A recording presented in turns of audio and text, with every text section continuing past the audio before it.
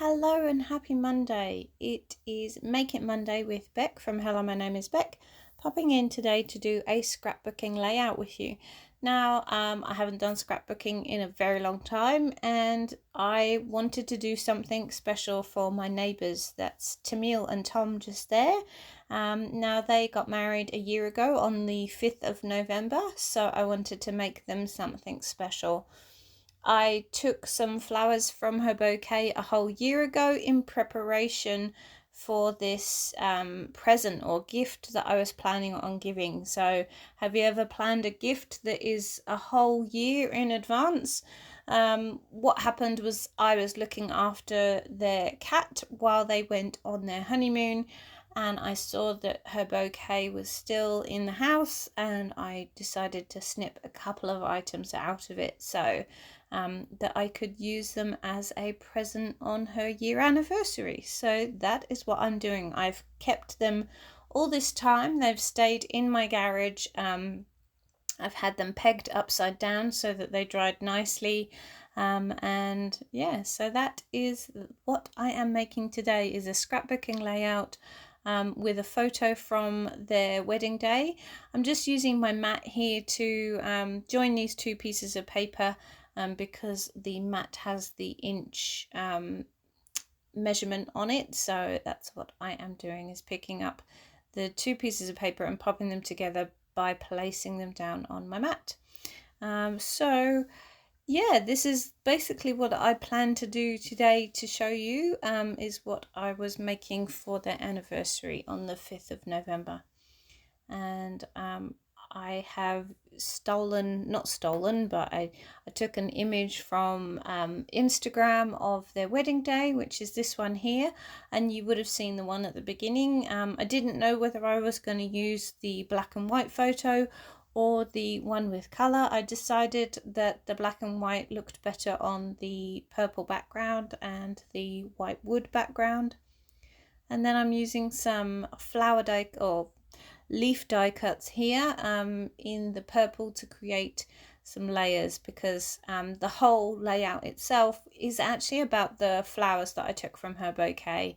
I wanted to make those the piece in which I was making this anniversary present about. So you'll see there that I do keep putting them in and out to make sure that I have them in the right location. And then I have these two pieces here, which is I Heart You Forever and Ever. And yeah, I wanted to cover the blue over on the right hand side because it really didn't go with my layout of the purple. And you will notice that I have a little tiny snowflake. It's a glitter snowflake that I have cut out of the purple. And the reason for the snowflake on this layout is on the day of their wedding, there was an absolutely giant hailstorm. So it was this time last year and there was a hailstorm in the morning. It was actually quite a warm day. So it wasn't absolutely freezing. Yes, okay, we had probably just come out of winter and it wasn't extremely spring like today. We've got a top of 22 degrees, but I think the top of their day was about 10 degrees. So but there was a massive hailstorm in the early part of the morning.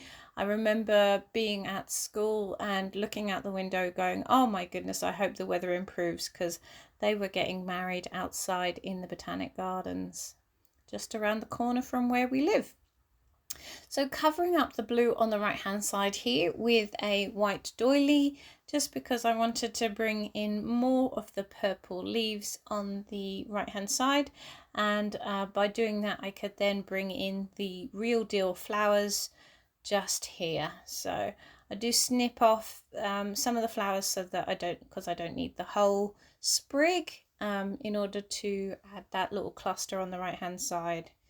So just using some glue, tacky glue, to put this down as a cluster. And I used the tacky glue because I want it to be permanent, to stay, which is something I wanted to put this down and for it to stay, because it's one of those memories that she'll keep, or hopefully she'll keep forever. So I did buy a shadow box for this layout. So the shadow box you will see at the end of the video here. So popping down the other tiny sprig just here. I love these leaf die cuts that I have actually purchased. I've got a collection of them now, not necessarily from the same set, and the majority of them have come from AliExpress. They have cut out really well for this layout. They weren't cutting very well previously, but I have added a shim to my Cuttlebug so that they cut better. Just using a little glass here. This is the glass that I tend to use for my watercolor painting or things like that, just my water glass, and just using that to hold down the sprig on the right hand side. Now I wanted to add the date in which they got married, and so I used my little date stamp. I was able to turn it back to 2020 here, and I'm going to test it out on the cardstock on the purple. And I'm using a grey ink, and it's just enough. That's all I wanted. I didn't want it to be standing out completely. So what I did was I tested it on the card that I knew that would be underneath the photo. And then I'm just pressing down here the actual date that I want to be stamped out.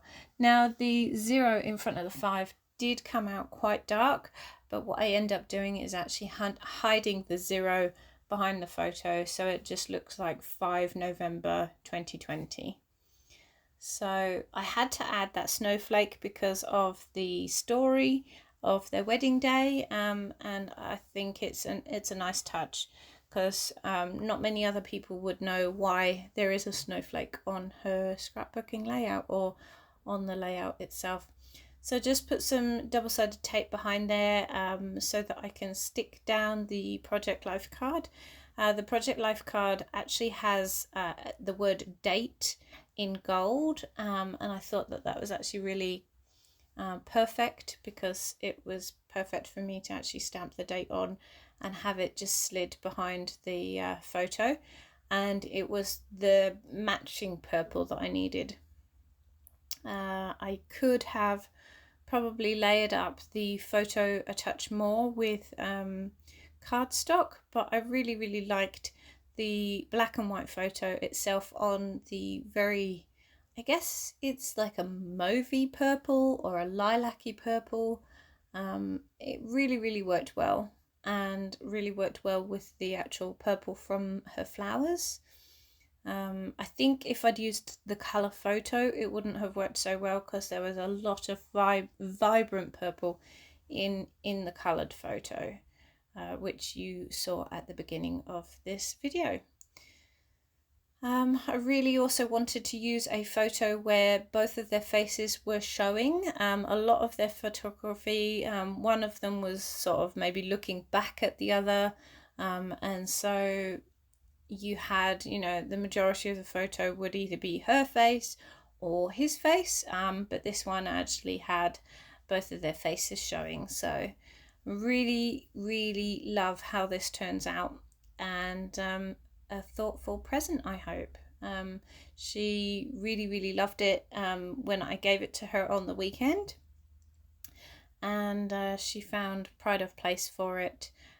Along with other things from her wedding day.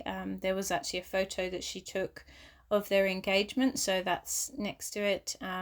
And she also bought a present for Tom recently for their anniversary, and has put that present on the same shelf, which is really lovely to actually give a gift, and it's well received.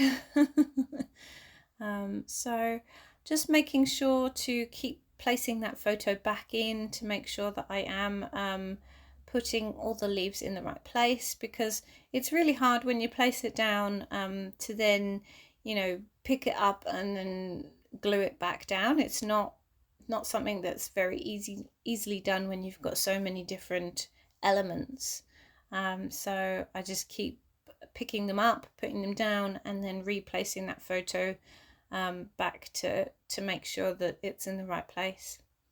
So the Forever and Ever goes onto the photo next with the tacky glue, and then the purple sentiment with the white, which is currently on the wooden background, that goes above the Forever and Ever. So it's, yeah, it says, the words say I heart you forever and ever, and the snowflake I had to just put in the corner of the photo. So you'll see here that I place it right there so that it's right on the corner, and it's just something where, you know, only the people from that day, because they had a very small wedding because of COVID.